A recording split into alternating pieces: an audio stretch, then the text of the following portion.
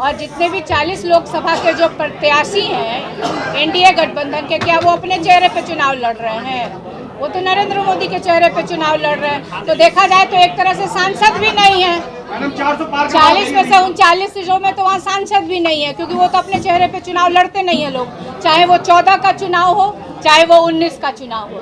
लेकिन 2024 का चुनाव जनता ने भाजपा की, नरेंद्र मोदी की और एनडीए गठबंधन की विदाई इस बार तय रखी। तय मैं कोई हवा में बातें नहीं कर रही हूँ, मैं धरातल पे रह करके जनता के बीच जा करके उनसे सुन करके समझ करके तब मैं ये बातें मीडिया के सामने रख रही हूँ। रामकृपाल जी को 2 बार मौका मिला, सांसद महोदय को 2 बार मौका मिला। उनसे आपके माध्यम से मैं प्रश्न पूछना चाहती हूँ कि पाटलिपुत्र संसदीय क्षेत्र के लिए उन्होंने कौन से डेवलपमेंट के काम कराए? पाटलिपुत्र लोकसभा क्षेत्र की इंडिया गठबंधन की प्रत्याशी मीसा भारती आज अपने क्षेत्र का दौरा की और रोड शो किया। इस दौरान उन्होंने अपने क्षेत्र की कई जन समस्याओं से जो रूबरू हुई और उसके बाद एक बार उन्होंने संवाददाता सम्मेलन का आयोजन किया। इस संवाददाता सम्मेलन के आयोजन के बाद उन्होंने एनडीए गठबंधन सहित तमाम जो मौजूदा लोकसभा क्षेत्र पाटलिपुत्र लोकसभा के जो मौजूदा सांसद है रामकृपाल यादव, उन पर जमकर हमला बोला है। इस पूरे मामले को लेकर के क्या कुछ कहते नजर आ रही है मीसा भारती, आइए सुनाते हैं। मेरा सवाल है कि प्रधानमंत्री जी 14 में और 19 में, 2014 में और 2019 में जब चुनाव आता है 5 साल के बाद, तो बिहार आते हैं और बिहार आके बोलते हैं कि जो चीनी मिलें बंद हैं, तो अगले चुनाव में जब मैं बिहार आऊँगा तो उस चीनी मिल के चीनी से चाय पीऊँगा। किस दिन चाय पिएंगे, दिन बताएं। सोमवार को पिएंगे कि रविवार को पिएंगे कि बुधवार को पिएंगे? कौन से जिले की जो चीनी मिल चालू करवा दी है नरेंद्र मोदी जी ने, उस चीनी मिल का चाय पिएंगे? हम लोग को भी उसका न्योता दिया जाए। तो ये मैं मीडिया के माध्यम से ये प्रश्न प्रधानमंत्री जी से पूछना चाहती हूँ। 400 पार का दावा हो रहा था बीजेपी की तरफ से। प्रधानमंत्री जी एक और वादा, बहुत जब बिहार आते हैं तो उनको बहुत याद आता है। स्पेशल पैकेज देंगे बिहार को, स्पेशल राज्य का दर्जा मिलेगा। कब मिलेगा? साल बताएंगे, तारीख बताएंगे, समय बताएंगे क्या प्रधानमंत्री जी? रामकृपाल जी कह रहे हैं कि हमारे एक भी विधायक नहीं है, यानी बीजेपी और एनडीए के मिला के पाटलिपुत्र में एक भी उनके विधायक नहीं है। क्या इस बात का उनको गिलानी है या ठीक?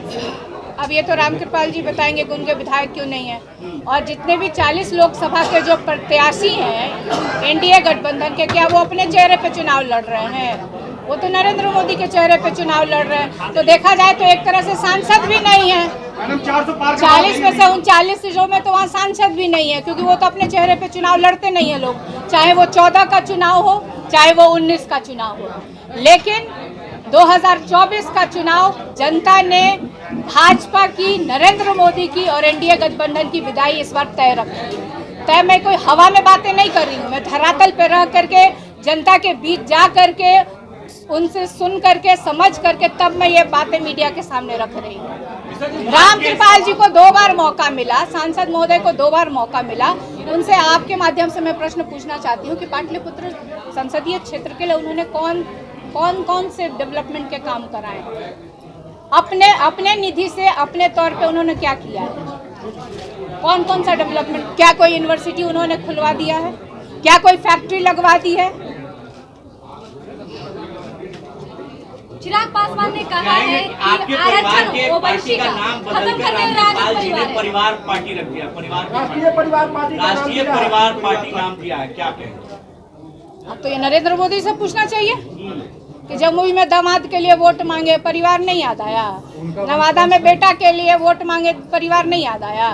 गया में मांझी जी के लिए वोट मांगे, परिवार नहीं याद आया? अभी समस्तीपुर भी जाएंगे, वोट मांगेंगे, वो याद नहीं आ रहा है उनको कि वो परिवार है। आखिर ये लोग किस परिवार के सदस्य हैं? चिराग जी के लिए वोट मांगने जाएंगे नरेंद्र मोदी जी, वो किस परिवार के हैं? उनके पिताजी कौन हैं? सम्राट चौधरी जी, अभी विधानसभा का भी चुनाव होगा, सम्राट चौधरी के लिए नरेंद्र मोदी जी नहीं आएंगे क्या? रामकृपाल जी वोट मांगने नहीं जाएंगे तो किसके लिए मांगे जाएंगे? सम्राट चौधरी की जगह कहेंगे कि आरजेडी उम्मीदवार को जिता दीजिए क्योंकि ये परिवार वाला है, क्या कहेंगे? मैडम बीजेपी के कोई भी नेता प्रधानमंत्री के लिए अपमानजनक विवादित टिप्पणी की है। नहीं, रिपीट करिए क्वेश्चन, मैंने सुना नहीं। मुकेश सहनी ने प्रधानमंत्री के लिए विवादित टिप्पणी की है। आपने भी कहा था कि प्रधानमंत्री को जेल भेजेंगे। बिल्कुल बिल्कुल, मैंने प्रधानमंत्री की कई बातों को मैंने दोहराया था। मैंने डायरेक्ट प्रधानमंत्री से मेरा कोई व्यक्तिगत कोई दुश्मनी नहीं है। मैंने कहा था कि जो प्रधानमंत्री जी आज विपक्ष के नेताओं को देश भर में ईडी, सीबीआई, इनकम टैक्स या उनके ऊपर किसी तरह का आरोप लगा के उनकी जांच होती है, तो मैंने तो सिर्फ एक छोटा सा प्रश्न उठाया था, तो इतनी मिर्ची क्यों लग गई उन लोगों को। मैंने तो ये कहा था कि सुप्रीम कोर्ट ने इलेक्टोरल बॉन्ड पे कहा कि ये सब असंवैधानिक है, तो इसमें मिर्ची, अगर प्रधानमंत्री जी कहीं से इसमें कोई लेना देना नहीं है तो इतना मिर्ची क्यों लग रहा है। संविधान बदलने का आरोप लगा रही है मैडम, उसका क्या पैसा कहेंगे? लिया राजद इंडिया अलायंस संविधान बदलने का आरोप लगा रही है। राजद ने भी तो शराब कंपनियों से इलेक्ट्रॉल बॉन्ड का पैसा लिया है। जदयू की तरफ से कहा राजद ने भी तो इलेक्ट्रॉल बॉन्ड का पैसा लिया है, शराब कंपनियों से लिया है। नहीं, ये देंगे। सुप्रीम कोर्ट जिस दिन पूछेगी दल से, ये सब हम लोग लिख के देंगे कि हमने भाजपा क्यों नहीं दे रही है, भाजपा क्यों नहीं दे रही है, भाजपा वहाँ से क्यों भाग रही है, क्यों नहीं जवाब दे रही है। वो तो राष्ट्रीय दल है। हमसे जब इलेक्शन कमीशन द्वारा पूछा जाएगा कि हमने किस किस से चंदा लिया, हम सारा उस इलेक्शन कमीशन के सामने या सुप्रीम कोर्ट के सामने हम लोग प्रस्तुत कर देंगे। मैडम एनडीए के कोई भी नेता बिहार में आते हैं तो वो लालू परिवार पर ही हमलावर होते हैं। लालू परिवार से कितना उन्हें डर है? बहुत डर है, बहुत डर है। और सुनिए ना, ये देश का चुनाव है, प्रधानमंत्री जी जरा भी नहीं सोचते हैं ये देश का चुनाव है, लालू परिवार का चुनाव नहीं है, ये भारत का चुनाव है और ये मुद्दों का चुनाव होना चाहिए। और यहाँ पे प्रधानमंत्री के पास कोई मुद्दा नहीं है। क्या वो बेरोजगारी पे बोल रहे हैं? क्या वो महंगाई पे बोल रहे हैं? क्या वो किसानों के मुद्दे पे बोल रहे हैं कि उनकी आय कब दुगनी करेंगे, कौन से साल में करेंगे, एमएसपी कब लागू करेंगे? लेकिन मीसा जी, प्रधानमंत्री का उम्मीदवार कोई चेहरा तो नहीं है ना आपके पास। वो कह रहे हैं आपकी सरकार बनेगी तो एक एक साल सबको हम तय कर लेंगे। हमारी यूपीए की गवर्नमेंट पहले भी हम लोग सब लोग मिलकर गए थे, आपकी जेल में है, हम लोग कर लेंगे। यही तो मैंने कहा था कि हमारी भी सरकार होगी, जितने तरह का आरोप लग रहा है हम लोग भी जांच कराएंगे, फिर सब लोग जेल जाएंगे। बदलने की बात कही जा रही है मैम। मैं नहीं कह रही हूँ, ये भाजपा के नेता के वीडियो वायरल हो रहे हैं, ये हम नहीं कह रहे हैं, ये भाजपा के नेताओं का ही वीडियो वायरल हो रहा और वो कह रहे हैं कि उनको 400 पार चाहिए क्योंकि वो संविधान में संशोधन करना कांग्रेस के चाहते राज हैं। में भी 400 पार हुआ था लेकिन संविधान में नहीं बदला गया, तो फिर ये आरोप क्यों लगाया जा रहा है? उस समय कांग्रेस के नेता का वीडियो वायरल नहीं होता था, अभी भाजपा के नेताओं का वीडियो वायरल हो रहा बोलते हुए। इलेक्ट्रल बॉन्ड का विरोध किया जा रहा है विपक्ष द्वारा, क्या इलेक्ट्रल बॉन्ड को लेकर? हम विरोध नहीं कर रहे हैं, हम सिर्फ सुप्रीम कोर्ट की टिप्पणी को उठा करके हम लोग बातें कर रहे हैं। बिहार में पिछले बार में खाता नहीं खुला था, सिर्फ एक सीटें आई थी, महागठबंधन को भाजपा का भी बहुत बार खाता नहीं खुला है, खुला ना। मीसा जी, एक सवाल है। रामकृपाल यादव 10 साल यहाँ सांसद रहे, इस बार क्या रणनीति आपकी है जो उनसे निपटेगी? इस बार मीसा भारती रणनीति नहीं तय कर रही है, इस बार पाटलिपुत्रा की जनता ने रणनीति तय कर रखा है। तो जिस तरह से 2 बार उनको मौका मिला सांसद महोदय को, रणनीति आपकी है जो उनसे निपटेगी? इस बार मीसा भारती रणनीति नहीं तय कर रही है, इस बार पाटलिपुत्रा की जनता ने रणनीति तय कर रखा है। तो जिस तरह से 2 बार उनको मौका मिला सांसद महोदय को और उन्होंने क्षेत्र का कोई विकास का कार्य नहीं किया है, तो इस बार जनता ने तय कर रखा है, मीसा भारती ने नहीं तय किया। मेहटा में एलिवेटेड जो सड़क बन रहा है, एलिवेटेड जो सड़क बन रहा है, वहाँ के किसानों को मुआवजा नहीं मिल रहा है। वो सड़क पर हैं किसान लगातार, रामकृपाल यादव जिसे वो गुहार लगा रहे हैं, लेकिन वो कह रहे हैं कि मीसा जी अगर हमारे समर्थन में आएगी तो हम लोग भी उनको वोट करेंगे। बिल्कुल, मतलब मुझे भी इसकी जानकारी मिली है और बहुत सारे पोर्टल चैनलों से भी मैंने न्यूज़ देखा था। वो दिसंबर की आप घटना की बात कर रहे हैं ना बेटा जी, तो वहाँ पे यही तो कह रही हूँ कि एक तरफ आप सड़क जब लेते हैं तो उसको प्रॉपर जो उचित जो उनको मुआवजा है वो उनको समय पे मिल जाना चाहिए। अगर कोई भी सरकार इस तरह की ज़मीनें अधिग्रहण करती है तो उसको उचित मुआवजा समय पे उसको मिल जाना चाहिए।